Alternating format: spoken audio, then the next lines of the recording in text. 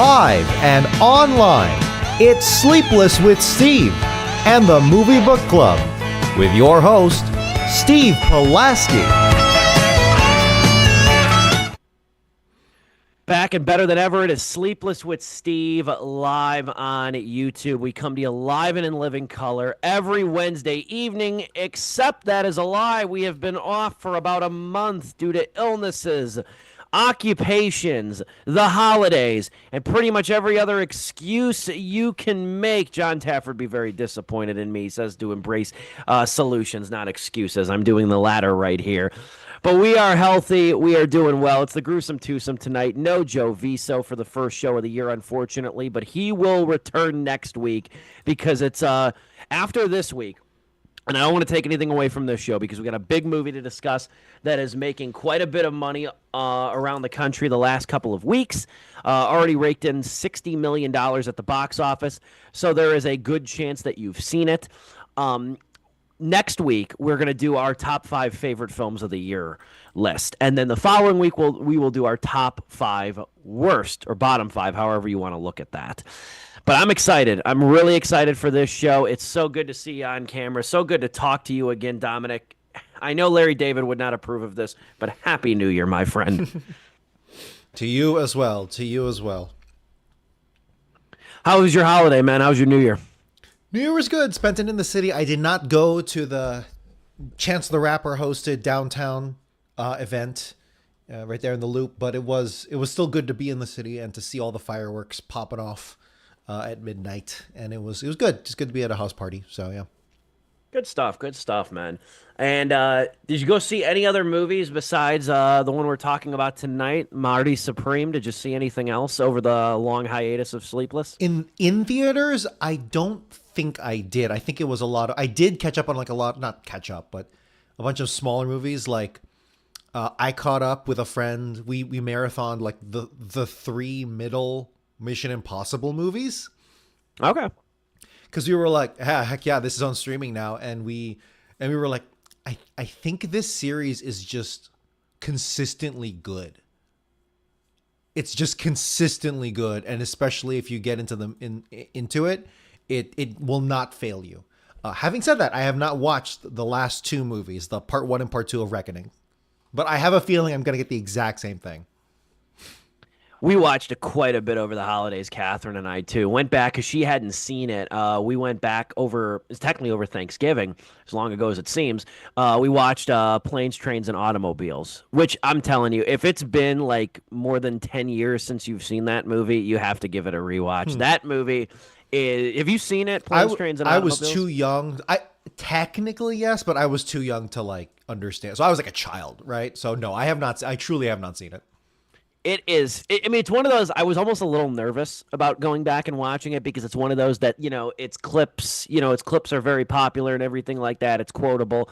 So I'm like, is it going to be one of the cases? Am I not going to remember this being as funny as I remembered it when I watched it in like high school? Fucking thing is blisteringly funny.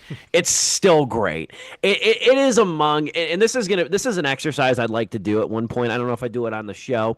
It'd be one thing to do it on the show. But to try to rank John Hughes movies, ooh, you'd have to put guidelines on it because a lot of people, like, there's some that he wrote but didn't direct. There's some that he directed that he didn't write. Mm-hmm. There's some that he wrote and directed. There's some he just produced.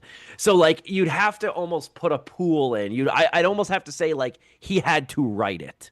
He had to at least write it in order to rank them. But Planes, Trains, and Automobiles, man, that is a fun movie. That is a funny movie. I was kind of shocked by how that movie split my sides all over again. I really enjoyed that. We were at the theater a ton, though. We were even at the theater this weekend. And what's cool now, too, and we've been off for so long, I just feel like mentioning this. What's cool now is there's so much out right now that caters to a wide swath of audiences, I think. You have Avatar, Fire and Ash. Obviously get the blockbuster crowd, the 2-3 movie a year crowd, or those that just like seeing that big spectacle on screen. It's a good thing to see on the big screen. You have Zootopia 2 and SpongeBob Search for SquarePants. You have the kid bases tagged. You have Song Sung Blue, which caters to like the 50 plus demographic, which I've long contended is one of the most marginalized demographics in for mainstream moviegoers. You have, I know it's on the back end kind of if it's released, but you have Five Nights at Freddy's 2 and you have Anaconda for like the horror crowd too. You've got David, which is another kids movie, which is honestly pretty good, the biblical animated movie, and you have The Housemaid as well, which caters for the thriller audience. So I feel like right now is just this really diverse crop of movies in theaters, and then you got Marty Supreme for like the hipster sickos, you know what I mean? Which I don't even know if you can technically call it that because the thing did come out. It's been out for 3 weeks now. It's made about $60 million worldwide or in America alone, excuse me, about $60 million in America. And it's also topped the box office over Christmas weekend too. So it's done a hell of a job at really finding an audience and finding an audience right out of the gate. I think it has a lot to do with the power of Timothy Chalamet. I think Chalamet is quickly emerging, or has emerged really as one of the next generation of movie stars. And there's not many. There's not many. Like we talked about it a little bit, or like there was people talking about it when Mission Impossible, the last one came out, The Final Reckoning. Like Tom Cruise is like the last true movie star. But I see Chalamet as a butts and seats actor. And this is the kind of movie too. Like this is not the typical movie that comes in at number one with $30 million at the box office either. Like I think this is a movie that I think older audiences are fascinated by it because it just seems so different. The younger audiences, like people our age, you know, in the millennial group and stuff like that, are familiar, obviously, with the Safdie brothers, even though this is just Josh, not Benny. We're familiar with the Safdie brothers from Uncut Gems, you know, so that movie has really endured some great staying power, too. And then you have just an enormous cast of a lot of people who are not really actors either. And we're going to touch on that too. I mean, this is one of the most like throw a dart and hit a name cast list. We watched, after we saw this, we went back and watched Uncut Gems, Catherine and I. And Uncut Gems has a lot more like quote unquote stunt casting than you might remember. A lot of basketball players, a lot of like radio hosts and things like that. A lot of non-traditional actors. When it comes to Marty Supreme though, for your traditional actors, you have Timothy Chalamet, who plays a character. He plays Marty Mauser, known as Marty Supreme. This is based loosely on the story of Marty Reisman, the table tennis player, who was famously flamboyant, very eccentric, a hustler. You know, kind of a get-rich-quick scheme kind of guy. This movie takes a little bit of liberty, I think, with his life. You got Chalamet. You got Gwyneth Paltrow, who plays like this fading Hollywood actress. You've got Odessa Azion, who plays Marty's girlfriend in the movie, too, Rachel. You've got Kevin O'Leary, Shark Tank's very own, playing, stop me if you've heard this one, a really wealthy, caustic asshole businessman. He had to strain for that one. He had to pull a DDL to get in character.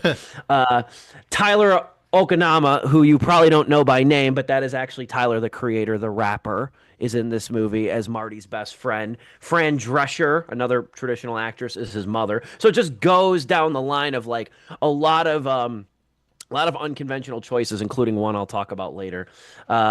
Also, I don't know, does the name John Catsimatidis made anything to you? No. John Catsimatidis, he's another billionaire. He used to host this talk show about like real estate wealth and everything, which is where he made his money.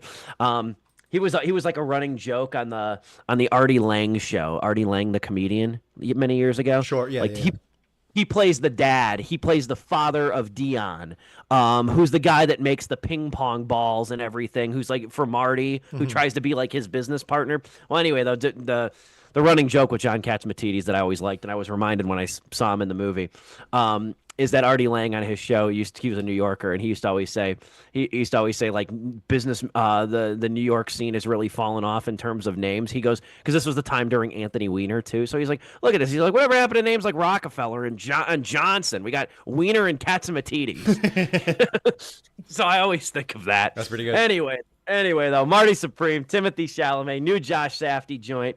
What say you about it, Dom? What do you want to tackle with this one? how, like, going into this, I truly had no idea what this movie was about other than table tennis, and I knew it was going to be adult. It was going to be raunchy. It was going to be a little harder edge, which I'm thinking like, okay, is this the joke? Is this the bit? There's kind of this unspoken, it it is earnest, right? This is not Walk Hard, the Dewey Cox story, where that is a massive parody of this. Right. This is a serious film.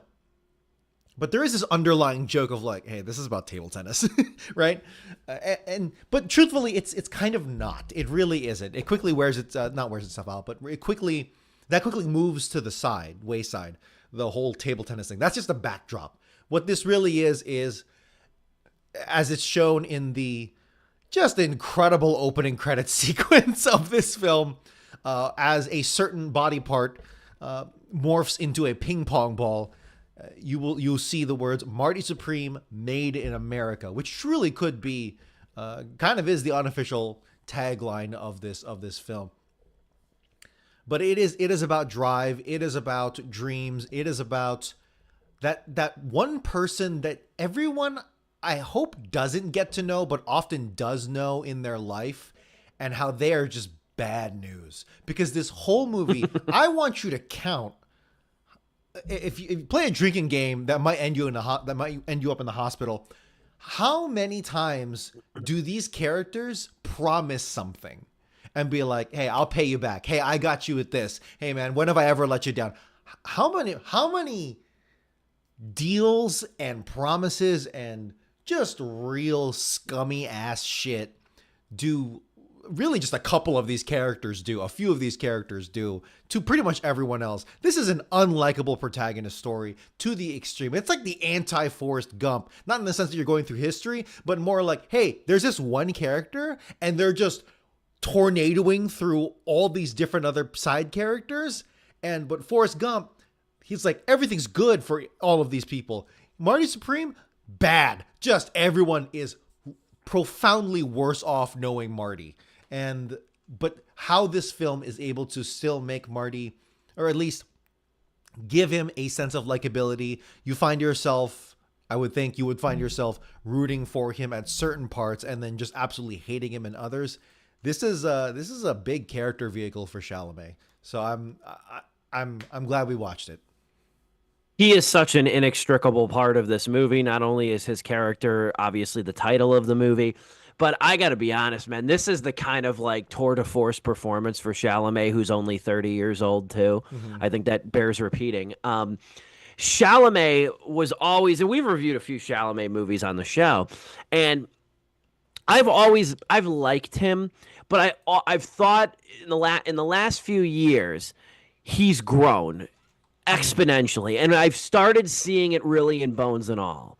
I started seeing it because early on in his career, in like A Rainy Day in New York and even Dune, I felt like he kind of got swallowed by like the other performers in the movie. No, No, not literally. But I felt like he kind of got like usurped very easily. He almost kind of had like the bland protagonist issue of like he didn't really have his own sort of like, he didn't find his style yet. And then if he was often in movies with other bigger people that just kind of like overtook, the setting and overtook the scene and everything like that. He has impressed the hell out of me in recent years, and I think this is going to be the one that I think will net him the Oscar too. It was surprisingly. You think he'll win it? I think he'll win it. I think he'll win it with this one. For I thought it would have been last year with Bob Dylan in A Complete Unknown. I thought that was going. I thought it was going to be that. But I also think they'll give it to This is not to besmirch Chalamet as much as it is, but this I almost think is like because Uncut Gems did not get any Oscar nominations when it came out. Uncut Gems didn't get any Oscars. I almost feel like the Academy will give it to Chalamet and they'll give Safdie a nomination, being like almost like the Scorsese way of like, yeah, we fucked up not giving Uncut Gems anything. Like, we apologize for that. But he is so good here. And one of the reasons he's so good here is the fact that like he's got that like fast talking con artist bullshit speech down to a science, man. He's arresting though. Like a good con artist, like a good hustler. I profoundly hated so him. good I here. profoundly hated him. Oh, he's Whole time. despicable. Which is like truly a testament to his acting. Like great work. You're terrible. He's despicable here. Like the way he treats Rachel, the way he treats his buddy Dion, who's played by Luke Manley. Like the way he treats everybody. I mean, the thing I loved watching with him though, and it's a credit to the writing too, which is Josh Safdie and Bronstein is his last name, Ronald Bronstein. One of the things I love though is how he weasels himself into people's lives. Like he's trying to get close to Gwyneth Paltrow's Kay Stone, the actress, who's married to Kevin O'Leary's character, Rockwell. And he calls her hotel room. And then he like offers to pay for the company meal, the Rockwell Inc.'s meal. And then that elicits this conversation with Kevin O'Leary. And just the way he like weasels himself. Yeah. And then I didn't even mention. There are people, there truly are. I want people to know there are people like that. They're not there. Thankfully, you don't see them around too often, but there are truly people like that. Specifically, the hotel scene where he's calling Gwyneth Paltrow, that is like fuckboy energy to the extreme in the worst way too. It's like, this is kind of harassment, not kind of. This is harassment, unsolicited and very problematic. But yeah. The other one I forgot to mention, one of the actual career actors too that's in this thing is Abel Ferreira, who plays Ezra. He plays the criminal with the dog in the movie, and he's great. He's so good. That's another one. If Joe was here, would be like time spent at the club, impact at the club. Like he's because he's like this dark. He gets involved. Marty gets involved with him accidentally, but then he becomes this like dark cloud that hovers over the entire like second half of the movie too, of trying to get this damn dog back. Like as horrifying as it is too. Another one who's in this movie too. Did you recognize Penn from Penn and Teller? Was he the farmer that stole the dog? Yes. Okay. Yep. He's lost some weight. He's lost some weight, dude. Oh, he's lost a considerable amount of weight. He's been thin for a couple of years now. But he doesn't look like himself either. Like they like aged the shit out of him in this movie. Like he's an older dude, but because he's in the opening credits, Penn Jillette, and I'm like, I didn't know he was in this. I'm like, okay, where is he at? And I'm waiting the whole damn time. I'm waiting, and then I'm like, and then they get to that scene on the farm when Marty and Rachel pull up to the house, and then he appears, and then it took me until I like listened to his voice. I was like, holy shit, that's Penn Jillette. I didn't even recognize him until he's I looked unrecognizable. If you don't know he's in this, and I'm a big Penn and Teller fan too, if you don't know he's in this, you will miss his ass. Like, he chameleons himself in this thing too. It's hard to talk about this movie without like kind of referencing the performances. Any really stick out to you too? There's a ton to go off of here. Tyler the Creator, or AKA Tyler. Oh, sorry. Okanoma. Did I get that right? No, I didn't. I don't have the name pulled Kanma. I think it's Okanma, actually. Sorry, I was going off of memory on that last name. But either way, it was good. I had a feeling he could act. He seems to be poising himself in like a multimedia faceted person. He's a very multifaceted person in that way. I think the most we ever saw was like cameos, like in voice cameos and like that Jackass cameo. But regardless, this is his first very serious, very major work. And I think he does a good job. I don't know if he disappears into the role, because that whole time I was kind of thinking to myself, holy shit, it's Tyler the Creator. But I don't really follow him too much to begin with. But for this, I think this is pretty fine, pretty good. Yeah, I was impressed with him too. I'll be honest, I've not done really a deep dive, but what I've heard, I don't care for his music, admittedly. Sure. I really don't. Like, it's kind of like art, pop, hip hop. Like, I respect his craft. He's very different. It's not my style though. But he's been, I mean, I remember like in high school, he was kind of slowly coming up the ranks. I remember it was his album, I think Wolf came out when we were in high school, and then I think he had Flower Boy when we were in college, and that was another big one too. Like I've not been a huge fan of him as a musician. I watched a little bit, and I know you're an Adult Swim fan like me too. Did you ever watch Loiter Squad, his show? Loiter Squad? No, I did not. I should say I am an Adult Swim fan, but I have fallen off just because TV You've grown up. is more well, that, but also like I don't pay for TV anymore. So it's more selective these days. I wish I could do more channel surf. You think, honestly, this is a total side tangent. If I could get like one TV channel and just have it playing on the wall, it would be Adult Swim without a doubt. It truly would be. Because I can get my news anywhere else. That I can tap into him. You know, I can get my C-SPAN. You can get C-SPAN anywhere, man. But like Adult Swim, that is what justifies television. Everything else is just a vehicle to put these other shows. Adult Swim is an experience. It's true. It is true. It's one of the last truly great TV networks. But I remember watching Loiter Squad too, and I like that. I like what I saw of that too.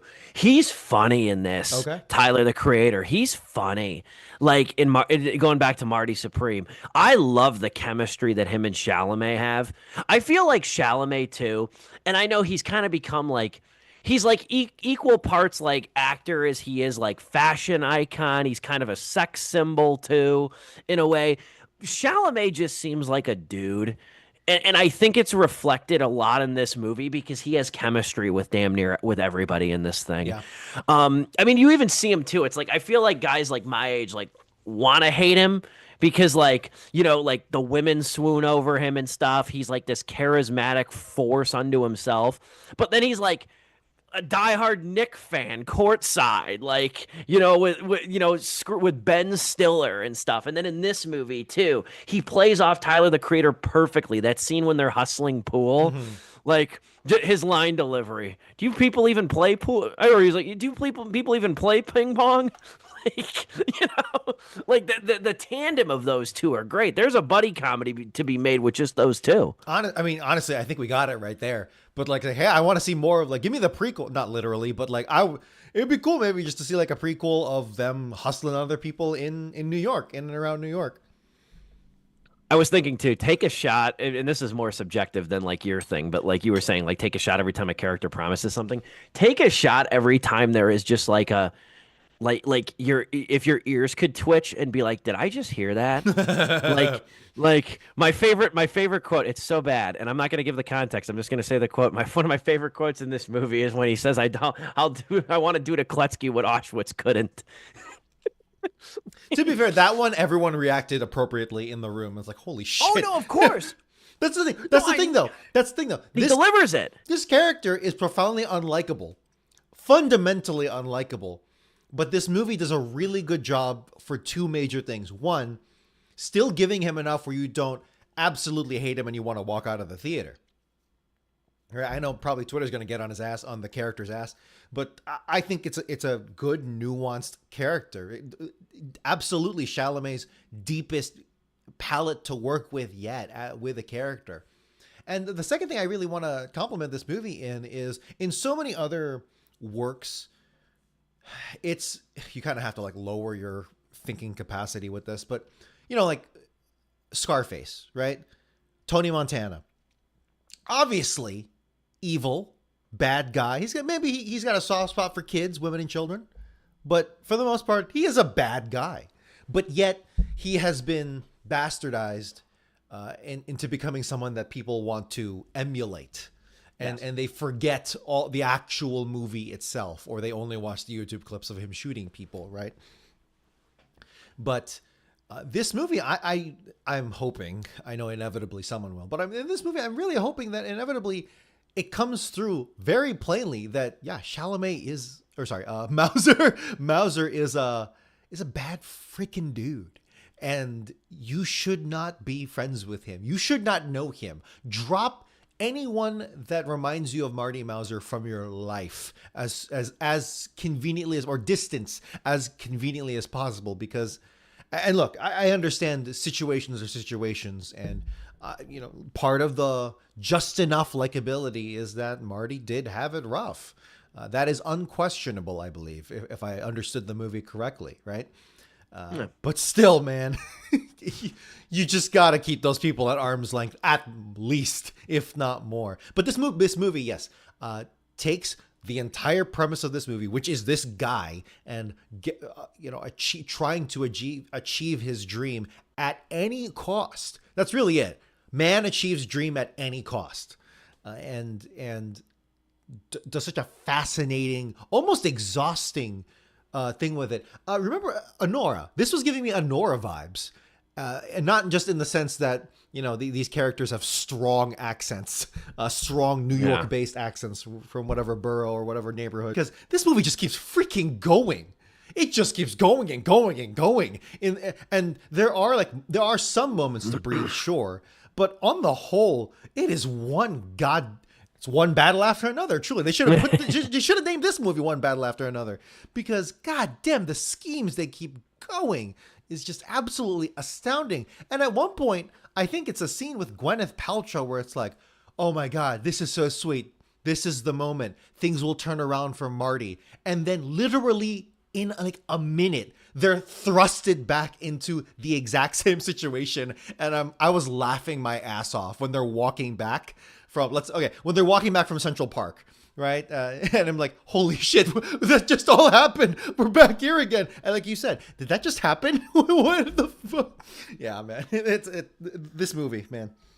No, it's in the set. And now I didn't see, full disclosure, the Safdie brothers have split creatively. They're not working together anymore. Josh and Benny.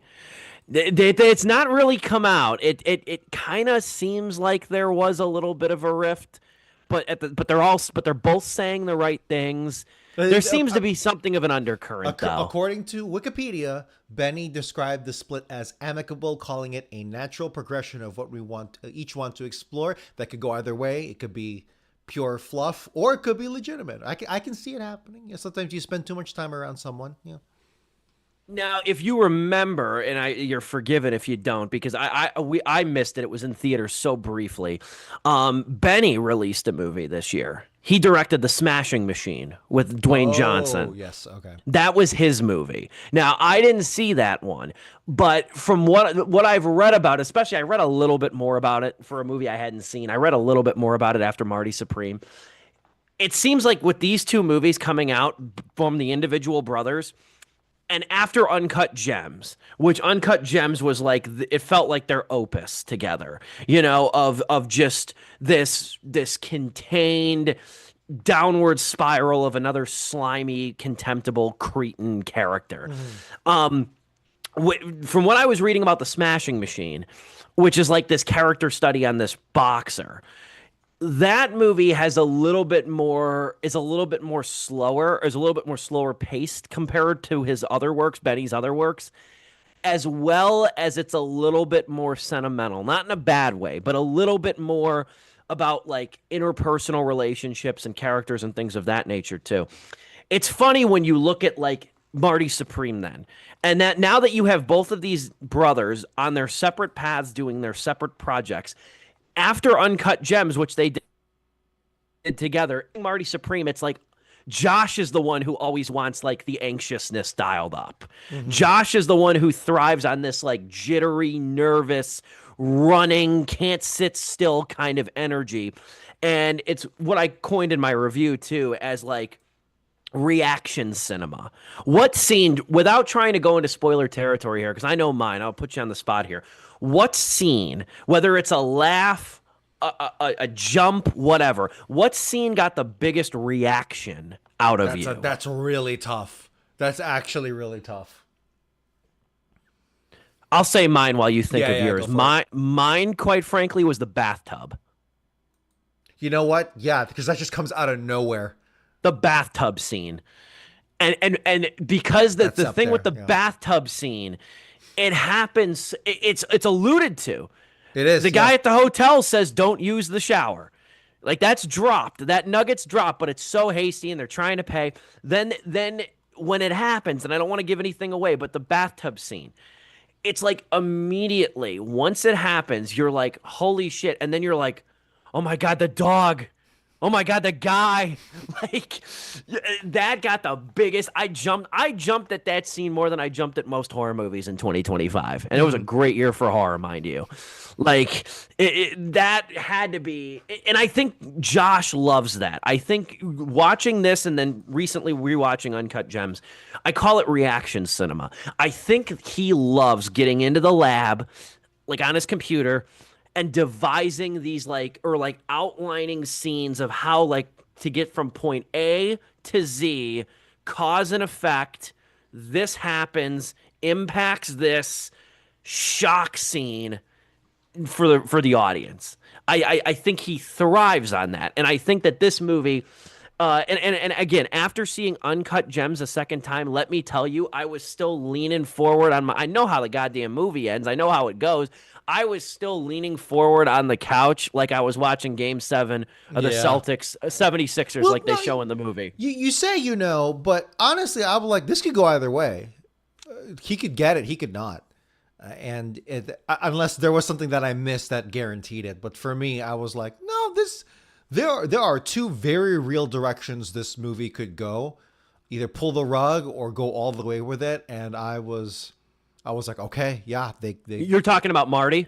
Talking about Marty, yes. I'm sorry. I was talking about Uncut. I was talking about Uncut Gems okay. In the way that I already seen and I knew what would happen, and I was still leaning forward. But with Marty specifically, I think my answer is actually the scene I said the same thing. It's with Gwyneth Paltrow and Marty, and they're in Central Park. They fix the situation. A minute later, they're back exactly where they are, and it's like, oh, this was a total misdirect. This is not how it was gonna go. And just because, and again, as they're walking back, just it's almost like a realism kind of thing, where it's like, yeah, no, did you think this was all gonna get solved that one way? You two are idiots, and it was just really funny. It's a good awkward moment, but honestly, genius. And you know what's funny? We both gave two separate answers for what scene drew the biggest reaction out of us, and this is also a movie in which Kevin O'Leary uses a paddle on Timothy Chalamet. So if that doesn't give you an idea of where this movie goes, of all the sex here, the only ass we get is Timothy Chalamet. So this it's true. It's another. It's the other thing too, and I know like the MPAA is far more sensitive to male buttocks, to nudity and stuff, and even to language than they are like violence.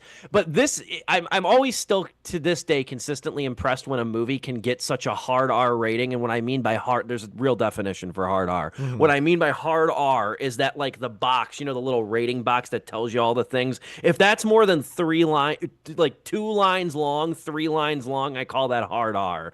But when it's like coarse language, graphic or coarse dialogue, graphic language, strong sexual content, drug use, and graphic violence, you know what I mean? It's all in that box. That's a hard R. It always impresses me when a movie can get like a hard R rating and not really have any nudity in it. Mm-hmm. Because nudity is like an automatic fucking R rating for the MPAA. So it's like to get an R rating with like some depth to it without any nudity is always impressive to me.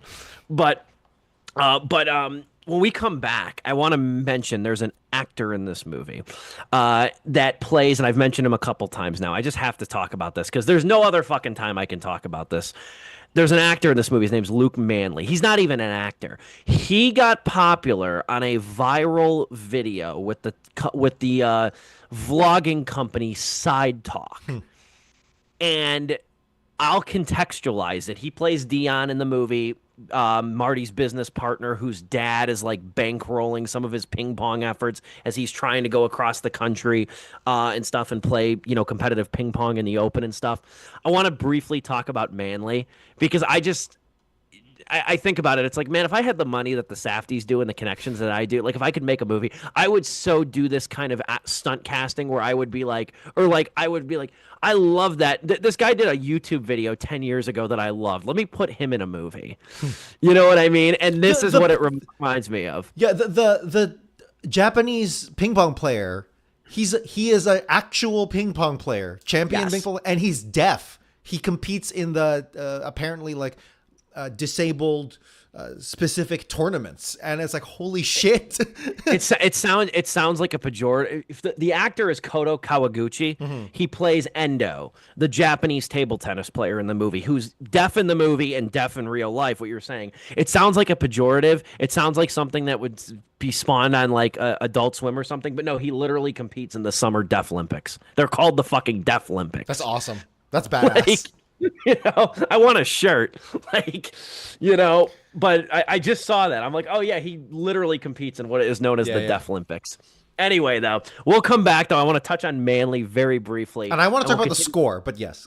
Absolutely, we got to talk about the score too, because there's one song in the movie that should not be in there, but it fits perfectly.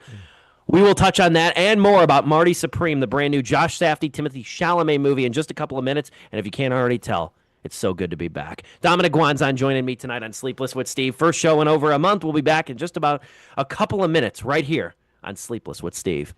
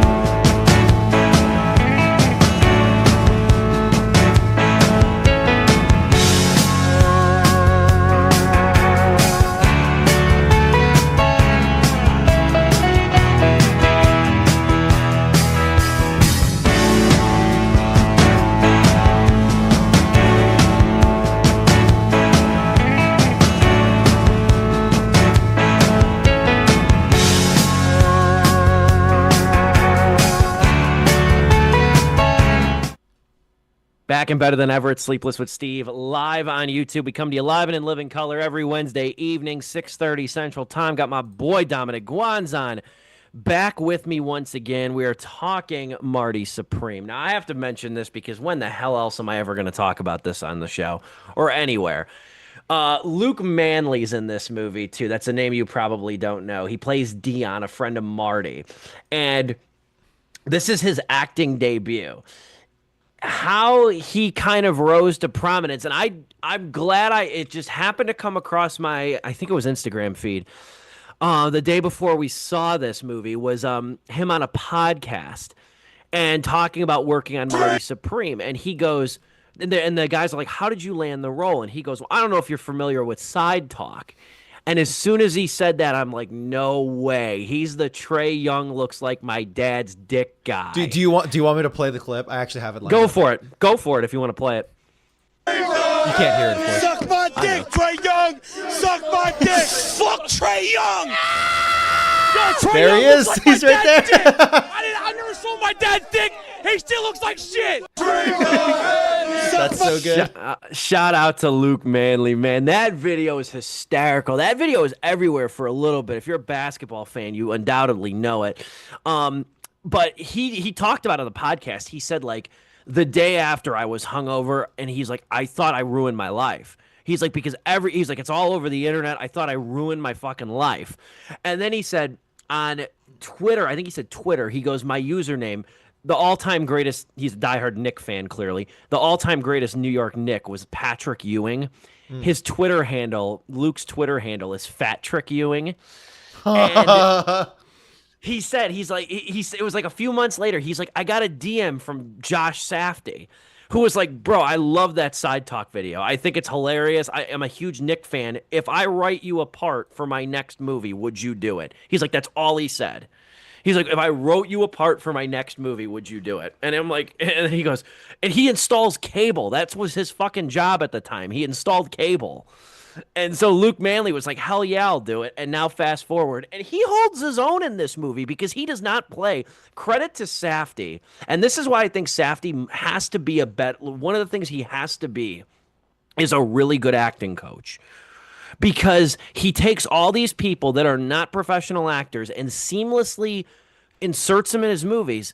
But notice how he gets them to like play against their type. Kevin O'Leary's kind of an exception.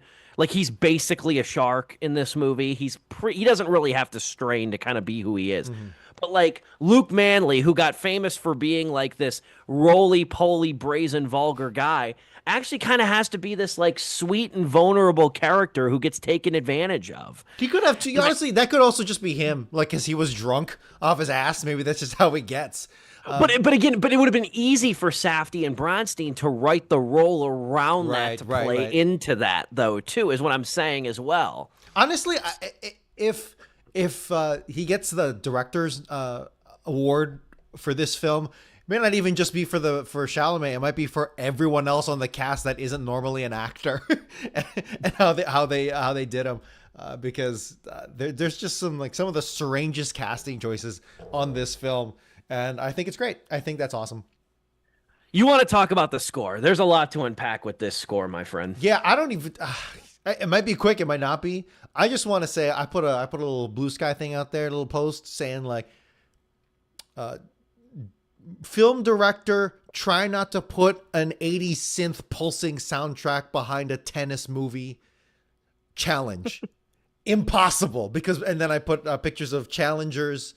And then this movie as well. And there were, again, correct me if I was wrong, but they were using synths and like some pounding, like boom, boom, boom in some of these moments, right? Maybe not necessarily during the table tennis, the ping pong, but during some other parts of this movie. And it wasn't exclusively, I think, synths the whole time. I think they played some other stuff, but there was a lot of it. And I'm not just talking about the credits song, the closing credits song, right? Yeah, and you know what's funny too? This movie makes a bold move, and I don't know how many filmmakers have really the balls to do this. Like, I have my own rule when it comes to writing movie reviews of old movies. This is totally random. I promise I'm making a point here. If I'm reviewing, let's say, Uncut Gems, pretend I haven't seen it, and I just watched it, and I'm writing a review of Uncut Gems, I'm not going to reference Marty Supreme in that review by comparison, because Marty Supreme had not been made yet. If that makes sense. I'm going chronologically. Maybe I'll say something like, it would inspire something like Marty Supreme, or you could see this later in Safdie's movie Marty Supreme. But I'm not going to compare it positively or negatively, Uncut Gems, to Marty Supreme, because of the fact that Marty Supreme did not exist at that time. What this movie does, it's set in the 50s, and they use Tears for Fears, and they use Peter Gabriel. Like, they're using music, they're using 80s music in a 50s period piece, or a 50s biography, in so many words. And I think that's not something you see a lot, if you really think about it. They don't use, I mean, the only other one that comes immediately to mind, a person who doesn't care about what music he uses at what given time, is Baz Luhrmann. Like Baz Luhrmann will use Yeah. fucking trap songs in The Great Gatsby. You know what I mean? Or in Elvis. Honestly, Like, what I can say to this is that it was bold, but also it's kind of a no-brainer in the sense of, hey, you're trying to make this film not tied to its time period. Because this film takes place in the 50s. It's very much of that time, obviously, in the setting and all that. And I'm glad they didn't push that to its absolute limit of breaking the setting. But just with the soundtrack alone, it gives it a sense of timelessness. It gives it a sense of, hey, it does. Hey, you know what? This is a movie. This is set in the 50s about this old guy now. In fact, it was very, very loosely based on the actual ping pong professional. But even though he's dead now, he died in 2012, I think I read. But even then, like, this story of just someone who nickels and dimes, promises the world, does it for their own benefit because they have this just incredible drive, which is usually a compliment, but in this case, unreasonable drive that is in so many ways American, but also human. And then the clash of the soundtrack to the actual setting of the film. Yeah, it gives it a timelessness. Similar to, yes, I'm glad you brought it up. Similar to Great Gatsby. Yeah, and I think like I said, it's not a criticism. I mean, it could be if it wasn't so deftly used. And they use, like, I think New Order has a song in this movie too. Like they're very purposeful in choosing the songs that they use and when they use them. Forever Young is in the movie too, which I don't care. That's one of those overplayed songs that I still love. Yeah. You know, I could make a list of, like, overplayed songs that remain eternal bangers. That's what I would call the list, and that's one of them. Forever Young.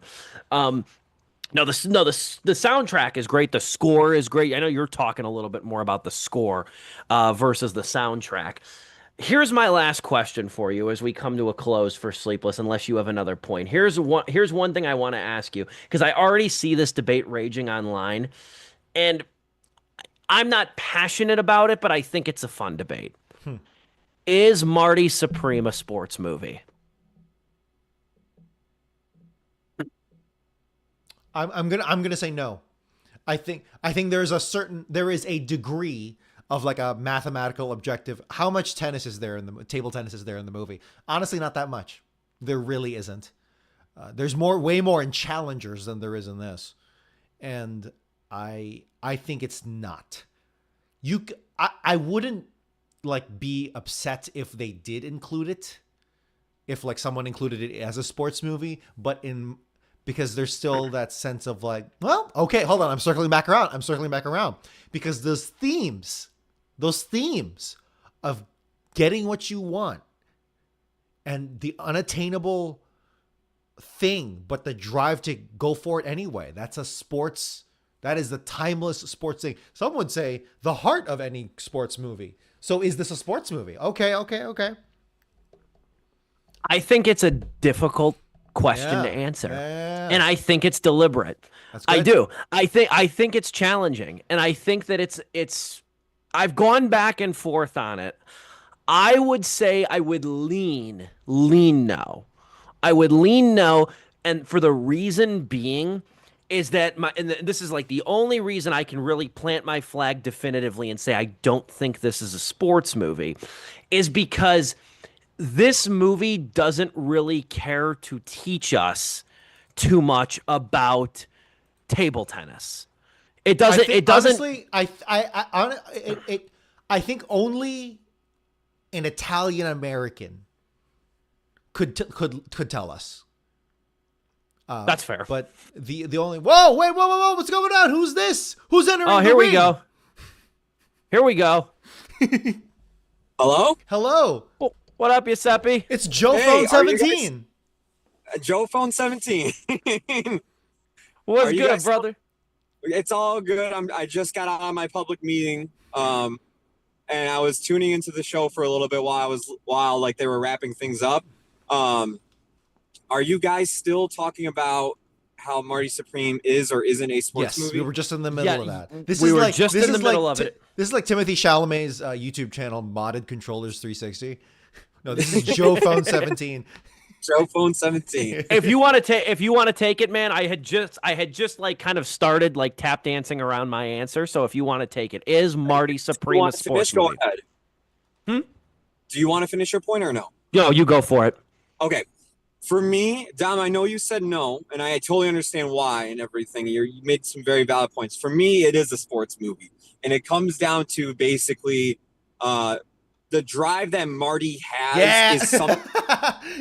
It's something that like you see like in almost any sports movie about an underdog. Like, you know, I was just recently watching because I don't know. I was thinking about the guy lately because I rewatched Sinners and I thought about him being in the movie. But I was watching Chadwick Boseman's performance in the Jackie Robinson movie 42, and I was thinking about like, you know, it definitely has the same idea of like, you know, hey, this guy's an underdog. He believes in himself. He wants to do this for all these reasons and everything. Except with Marty Supreme, not only does he want to do all that, but it's like the opposite where like he is a scumbag and everybody like that he like tries to like be like, no, look, I'm going to be like the greatest. Just give me $5. Yeah, that $5 you lend him ends up ruining your life and all this other stuff. So he's like the opposite of like, you know, of a like, you know, sports protagonist. He's like a sports antagonist almost. But he still has an underdog story to him. He still has this whole thing of this is my destiny. I am owed this. This is mine. And everything about his drive in this movie feels like a sports movie. Yes, this movie has a ton of stuff that's not about sports tennis, and it predominantly takes up its runtime. But who Marty is as a character and what his drive is what you see in any sports movie when it comes to an underdog. And for me, it makes it a sports movie just on those themes alone. You know what's so funny? Despite the fact that he is a scumbag. Joe, you know what's so funny is literally probably as soon as you close the YouTube app to get onto your Zoom app, I literally followed up my initial no with, well, hold on, wait a second. Maybe it is a sports movie. Like I was literally having the same thought. Oh my God, no way. That's so funny. When you watch this back, you're going to laugh. But that's honestly, okay. I agree. I absolutely agree. I agree. The reason I lean no, however, though, is because I think it reminded me a little bit of like Whiplash, which Whiplash is famous for being structured like a sports movie. But that movie is less about drumming and the art of music than like the full-fledged commitment to greatness and the sacrifices therein. I would argue even Challengers, by comparison, teaches us more about tennis and the sport itself, the competition of itself.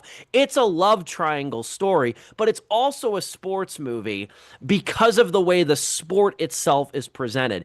This movie, when ping pong is included, even in the climactic scene, it's less about the outcome and more about the spectacle of it. It's not like we're intensely, except for the end, intensely keeping score or aware of the rules or the stakes or even that there are any. That's my reason I lean no. I would call this a drama before I call it a sports movie. Mm-hmm. I truly can go either way with it. I can too, honestly. I mean, I'll wake up on Friday and maybe have a different look. And that's the thing. That's why I'm saying this is not a pound. I don't think this is a pound the table debate. I think it's an evolving conversation. Yeah. It definitely is. And I've seen so many people have different takes online. And honestly, my favorite discussion about this movie has honestly been was like, would you categorize this as, you know, sports movie or not? Like, would that be part of the genre? And I've seen so many, and like Steve, that's a great point you bring up as well. Like, you know, does it teach you the rules of table tennis? No, you just know there's a tournament, but every fucking sport, out there has a tournament. So it's no different from that. So like, yeah, that is a good point in everything. And like, it's such an interesting debate to have with this movie alongside of like other things too, that this movie does. Cause for 2 hours and 30 minutes, man, does it strap you down and go, hold on tight, because you're going to go through a lot. You're going to go through a lot, and there's a lot of it will not be table tennis. There is not a lot of table tennis. It had me think. There's a bunch of men lick off honey off another man's chest. Yeah, I forgot about that scene. I forgot about that completely. I don't know if you heard, Joe, on my question I asked Dom. I said, what scene got the biggest reaction out of you? Did you hear our answers? First question. I did not know. What scene in Marty Supreme got the biggest reaction out of you? Whether it was a laugh, a shriek, what was it? What were your guys' answers? Let me hear your guys' first. I was gonna say I want to hear your answer. I want to hear your answer all right, first. all right. My answer, like the one that got me, was it just made me laugh my ass off because it just kind of shows like the rhythm of this character. But it is a shower scene where he is making love to someone. I'll give two actually. I'll give two because both of these had like an equal like thing. This one made me laugh. In this shower scene, Marty is making out with a woman. And he sees that she's wearing a necklace. And while making out with her, he decides to unbuckle the necklace. And they're in a hotel and everything. And as she's leaving the hotel, she's like, "What are you gonna do?" He's like, "I don't know. I'm gonna stick around and order room service." And I'm like laughing about that. And then he orders a guy to come, and he makes up a whole story that his wife lost her chain down there and everything. And the guy has to like basically the hotel worker comes and gets it out of the drain. And then he goes and brings it to a jeweler, and he's like, "This is costume jewelry." And it's just like, it made me laugh my ass off because it's just like, oh, of course it is, because it's just like the guy doesn't think for a minute, like, wait a minute, like this could be part of a costume because of who that character is. That made me just laugh my ass off, just how it was building up throughout that whole time. And then the time actually it made me audibly gasp is there's a moment he wipes someone's tears away and it reveals something. And I actually audibly gasped at that because I was like, oh shit, like where this is going is even darker and crazier now. Like it's so Good funny how many, I said earlier, Joe, that if you want a hospitalization drinking game, like you will go to the hospital after this, count how many times a character promises something. But another one is count how many times a complete and total lie is told. Like, yeah, bold face, straight faced lie, and you will pass out in the first like probably hour of this movie easily. Oh yeah. My pick for the scene that got the biggest shock out of me, or the biggest reaction, I say, keep my reaction cinema theory here alive. The one that got the biggest reaction out of me was the bathtub scene. Dude, yeah, that made me jump out of my seat because it was like the last thing I was even thinking was gonna happen. I said that that got a physical reaction out of me in a year where we've had great horror movies. That is such a good way to put it too. Like that was because it's the initial shock of it, and then it's like, oh shit, the dog. Oh shit, the guy. Like, yeah, just the building, and I think Safdie, I think Josh loves playing with your emotions that way. And Dom, do you want to say yours too? You know, real quick, building off of that, you know what's so great about that scene? I was watching the movie up to that point. I'm like, you know what? I'm like, this is pressing down the gas pedal, but it's letting go of it compared to Uncut Gems and Good Times.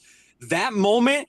That thing is like the initial, nah, we're going to hold down that gas pedal now. In fact, we left a fucking rock on it. Another sneaky scene was the scene when Tyler, the Creator, and or when Wally, his character, and Marty, when they peel off in the taxi, and what happens after that, after the hustling. Yeah, that's also crazy. Dom, what was yours? Mine was the scene in Central Park where Gwyneth Paltrow appears to solve things, and then it doesn't solve anything because oh my god, they're stupid. I laughed my ass off at that scene. and again,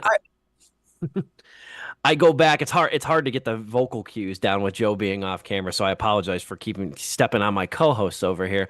I'll add to what I told Dom after this. I said, you want to know how crazy this movie is if you have not seen it yet, if you have not seen Marty Supreme. This movie is so crazy. Now you heard Joe's two answers for what got the biggest reaction out of him. I reiterate, there's a scene in this movie involving Kevin O'Leary, Timothy Chalamet's bare ass, and a paddle, and none of us said it. No, but at that point, I'm like, no, this is a critical moment, and like I could see it just escalating. Slowly escalating. The others were like, where the hell did that come from? Jesus. Apparently Mr. Wonderful broke a paddle in that scene, I read. Oh wow. Apparently, Mr. Wonderful broke a paddle in the first take of that scene. All right. Oh man,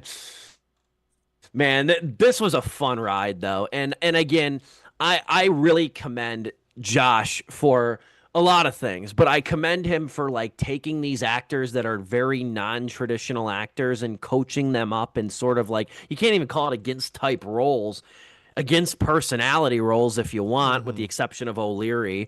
But I love that aspect of it. I love how jittery and unsettled this movie is. I don't think personally it's as good as Uncut Gems. I don't. I think Uncut Gems is a better pot boiler tension machine than this movie in that way. And I also like the idea of like of gambling and using gambling and going on tilt as the downward spiral and showing this like haggard desperate character in that. I like that story more. I like stories about degenerate gamblers like that, the card counter rounders. I it's more of my natural gravitation towards those stories. But I There's loved also, Marty Supreme. there's also the whole tension of when you gamble, it's out of your control. You're putting it all on fate and luck Correct. there. Where it's like with this movie, even though I was like pulling my hair, part of me went, nah, Marty's locked in. He's the Iceman. He's got this. It's like I was just like, he'll figure a way out. That's an outstanding point too, in the regard that you lose control with with gambling. It's out of your control, whether it's Exactly, sports, yeah. whether it's craps, whether it's slots. It's out of your control, and there's a huge risk involved often. It's 3.5 out of 4 stars for me. Love this movie. See it on the big screen. Glad it's making money, and really think it deserves to be seen on the big screen too. We'll go Dom, then Joe for closing thoughts.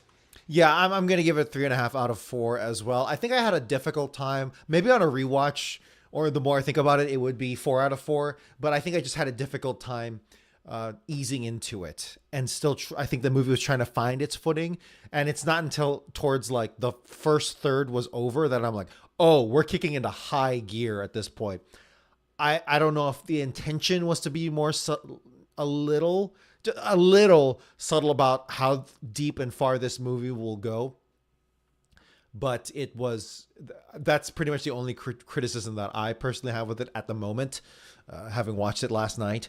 So yeah, 3.5 out of 4. This is a strong movie, and Chalamet's biggest showcase yet, that he making the case that he is a generational actor. I think he still has some work to do in terms of being the so-called generational actor as it is. That's a whole other topic of discussion, because like you had talked about, Steve, where Dune was like, he's just kind of there. Not to say that he was bad in it, but he was just there, but maybe outshined. But this is the movie that people are going to point to and be like, yeah, this is him acting.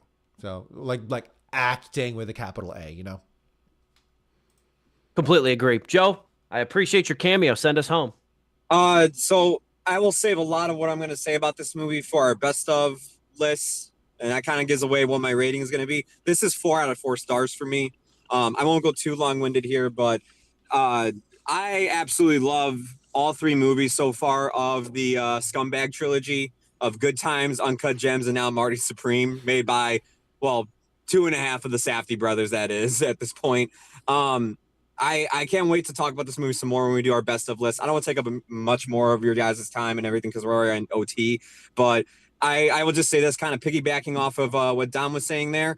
Yeah, I think this is Chalamet's best performance. And while I'm a big fan of the Dune movies, and like I think like of the 3 of us, even though we all enjoyed them, I gave the second one the higher rating, with actually giving it, I think I gave it 4 out of 4 stars. I can't remember exactly, but even I had to admit, like, while I do like his performance as Paul Atreides, I do have to admit it's like he is just kind of there. I feel like other people in the movie, like Skarsgård and even Zendaya to an extent, are giving more of a performance with their character compared to him as Atreides. But we'll see how he does in the 3rd movie and everything. But yeah, if I had to point in a movie, it's like, what is the Timothée Chalamet movie? It's either this or his Bob Dylan performance in God, what is that movie called? Complete Unknown. Complete Unknown. It's either one of these 2 movies. And to have it back-to-back years, that just shows how good of a performance that Chalamet is, where it's like he's escaped into 2 completely opposite end characters. Very well said. Grateful that you got to be a part of this show, Joe, and I'm excited that this will not be the last time, if I got your hint correctly, this will not be your last time talking about Marty Supreme. No, I'll go into more detail at a later date. It's just we're already in OT, and plus I just got home and I want to eat dinner like lickety split. I do not blame you whatsoever. I appreciate you joining. Next week, it is our best of show. We are each giving, it's always our longest show, so pack a lunch or a dinner. We're each giving our picks for our top 5 films of 2025. You don't want to miss it. The next 2 shows are 2 of the biggest shows of the year, so I'm incredibly excited for it and grateful I can talk about it with these 2 gentlemen. Dominic Guanzon and the now seen Joe Viso. Go Bears. Go Bears. Love it, brother. We're like, it's like Ed, and Eddie, but we good, better, best. Draw your own conclusions there. That's our show tonight. Sleepless with Steve, back with you next week. Same time, same place, 6:30 Central Time. For Dominic Guanzon, Joe Viso, and yours truly, this has been